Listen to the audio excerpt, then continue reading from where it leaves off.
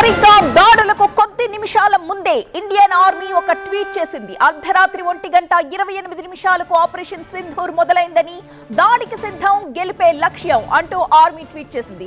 Ready to strike, trying to win. Indian army tweet ఇది.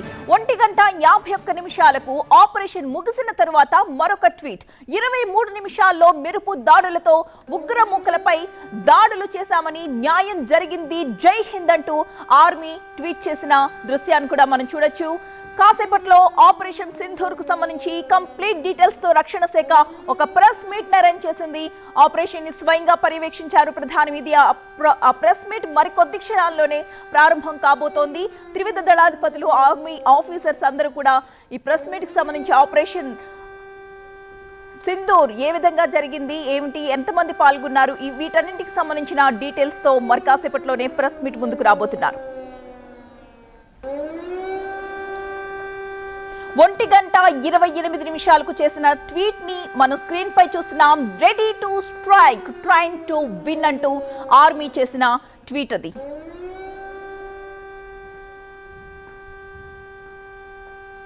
ఆ తర్వాత 1:51 కూడా ఒక ట్వీట్ చేసింది. ప్రస్తుతం మనం చూస్తున్నది 1:28 ట్వీట్ అయితే, సెకండ్ బాక్స్ లో 1:51 చేసిన ట్వీట్ మనం చూడొచ్చు. జస్టిస్ ఈజ్ సర్వ్డ్, జై హింద్ అంటూ భారత ఆర్మీ చేసిన ట్వీట్. ఆపరేషన్ సింధూర్ అన్న లోగోతో అక్కడ మనకి కనిపిస్తుంది. సరిగ్గా ఆపరేషన్ కి ముందు, ఆపరేషన్ తరువాత ఈ రెండు ట్వీట్లు చేసింది ఇండియన్ ఆర్మీ.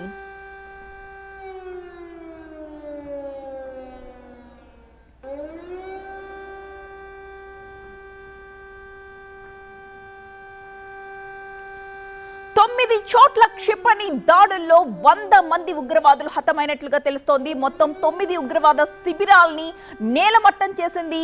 బోర్డర్ పీఓకేలో ఉన్న 5 ఉగ్రవాద శిబిరాలు, అలాగే పాకిస్తాన్ భూభాగంలో ఉన్న 4 ఉగ్రవాద శిబిరాలపై ఈరోజు తెల్లవారుజామున భారత ఆర్మీ ఆపరేషన్ సింధూర్ పేరుతో క్షిపణి దాడులు చేసింది. దీంట్లో పూర్తిగా శిబిరాలని నేలమట్టమైన దృశ్యాలు కూడా మనం చూడొచ్చు.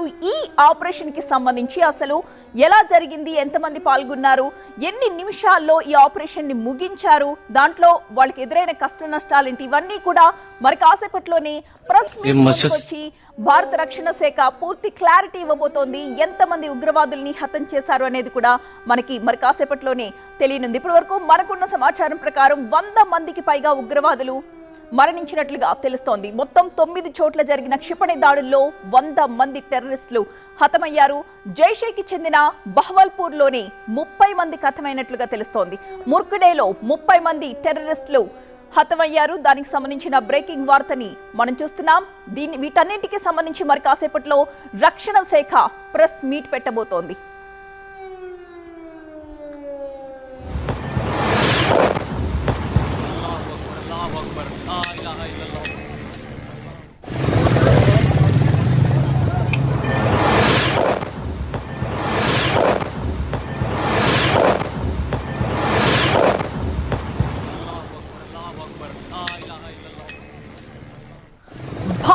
దాడితో పాక్ ఉక్కిరిబిక్కిరవుతోంది. ఇప్పటికే అంతర్జాతీయంగా ఏకాకిగా మిగిలింది పాక్. భారత్ దాడుల్లో 8 మంది చనిపోయారని పాక్ ప్రకటించింది.